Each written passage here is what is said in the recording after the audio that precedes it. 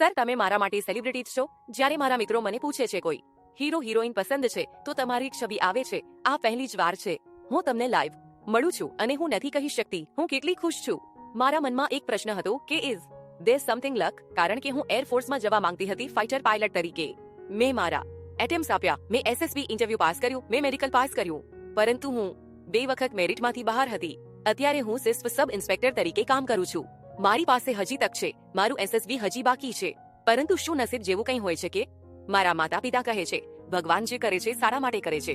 તમે હંમેશા કહો છો કે મહેનત જ બહુ મહત્વની છે. સંયોગ છે અને તે બહુ મોટી વસ્તુ છે. બધું જ રેન્ડમ છે દુનિયામાં. તેને તમે નસીબ બોલવા માંગતા હોય તો બોલી શકો, પરંતુ એનાથી બહુ વધારે તાકાત હોય છે માણસની ચેતનામાં.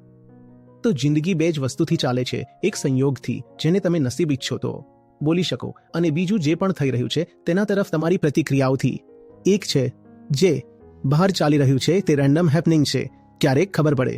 અહીંથી પાછા જાઓ, ચેક કરાવો કેન્સર નીકળ્યું અને કોઈને પણ નીકળી શકે છે, તે એક સંયોગ છે. અને બીજી વસ્તુ હોય છે તમે પ્રતિક્રિયા કેવી આપો છો. આ જે બીજું છે તે તમારા હાથમાં છે. જે બીજી વસ્તુ છે એ પહેલી વસ્તુથી મોટી છે. તો તમારી જે ચેતના છે તે કોઈ પણ રીતે નસીબથી મોટી વાત હોય છે. તો નસીબ જે કરશે તે કરશે. તે તો રેન્ડમ હેપનિંગ છે, તે ચાલ્યા જ કરશે. સંયોગ છે પ્રકૃતિનો અને તે જીવનના સંયોગ છે, તે ચાલતા રહે છે. પરંતુ તે અસલી વસ્તુ નથી, તેને અસલી ન બનાવી લેવું જોઈએ. એને બહુ મોટી વાત ન સમજી લેવી જોઈએ. અસલી વસ્તુ શું છે?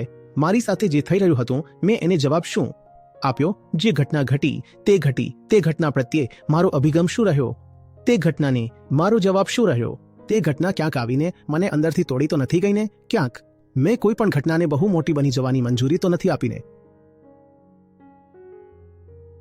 ક્યાંક એવું તો નથી ને કે બહારથી જે પ્રભાવ આવ્યા તે મને સંસ્કારિત કરી ગયા, તે મને કંઈક બીજું જ બનાવી ગયા? તો આ બધું નથી થવા દેવાનું.